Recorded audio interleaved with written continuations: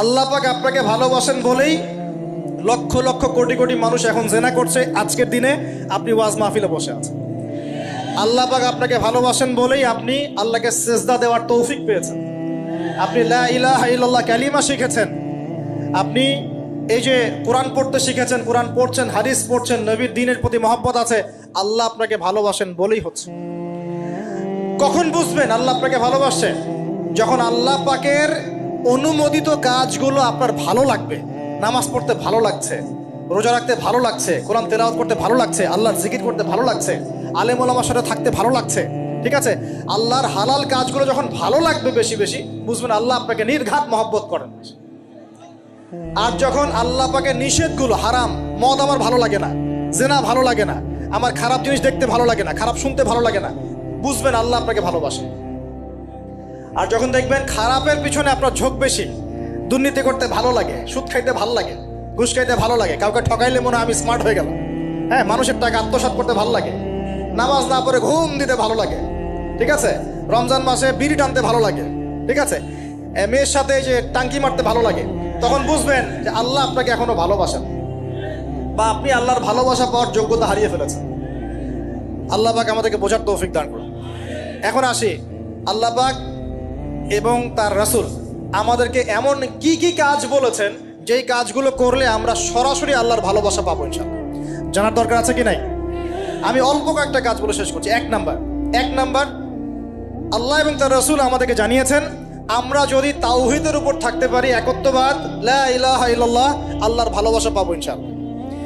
যে ব্যক্তি শিরকের পাপে লিপ্ত আছে সে আল্লাহর ভালোবাসা পাবে না যতক্ষণ না সে তওবা করে ফিরে আসছে। অতএব আল্লাহর ভালোবাসা পাওয়ার জন্য এক নম্বর কাজ কি ভাই?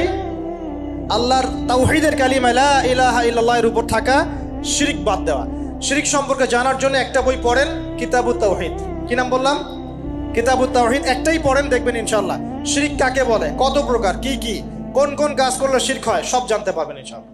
এই বইটা একটু কঠিন, এই বইটার ব্যাখ্যা বের হয়েছে, ব্যাখ্যা যুক্ত বই কিনবেন এবং যেগুলো বুঝবেন না ওলামায়ে কেরামকে জিজ্ঞাসা করবেন, কারণ সবগুলো কিন্তু বুঝতে পারবেন।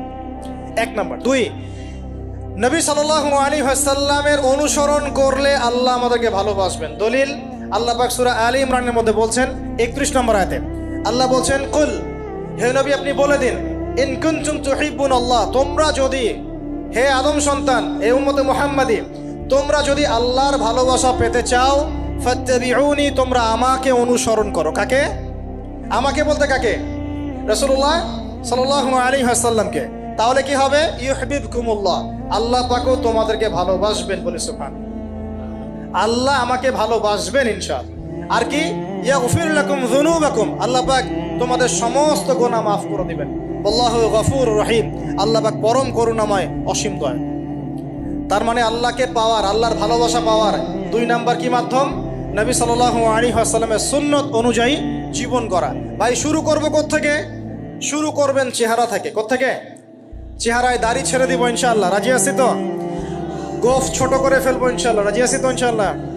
চেহারায় সেজদার দাগ থাকবে ইনশাআল্লাহ, তার মানে নামাজি হতে হবে, ঠিক আছে? পোশাক পরিচ্ছদ হবে রাসূলুল্লাহ সাল্লাল্লাহু আলাইহি ওয়াসাল্লামের মতো, ঢিলে ঢালা মুত্তাকিদের পোশাক। চুল হবে কার মতো? মেসি নেইমারের মতো নাকি রাসূলুল্লাহ সাল্লাল্লাহু আলাইহি ওয়াসাল্লামের মতো? এখনকার ছেলে পেলে মা আমি করব, আমার নবী এইভাবে ওযু করতেন, এইভাবে করব, আমার নবী এইভাবে ইস্তেনজা করতেন, পেশাব পায়খানা করতেন, ওইভাবে করব।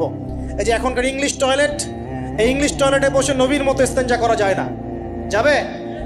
ওলামায়ে কেরামকে জিজ্ঞাসা করেন, নবী সাল্লাল্লাহু আলাইহি ওয়াসাল্লাম বাম পায়ে ভর দিয়ে ইস্তেনজা করতেন। কোন পায়ে? এখন বসেন ইংলিশের উপরে।